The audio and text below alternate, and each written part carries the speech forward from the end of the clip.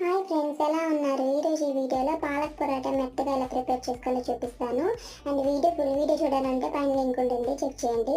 And ముందుగా శుభ్రం చేసుకొని పాలకొన్ని ఉడికించుకోవాలండి.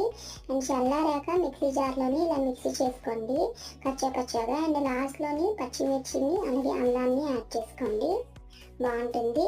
అండ్ మిక్సీ చేసుకొని ఒక గిన్నెలోని మీకు తగినంత గోధుమ పిండిని తీసుకోండి. అలాగే 1 స్పూన్ ఆయిల్ వేసుకోండి, మెత్తగా వస్తాయి.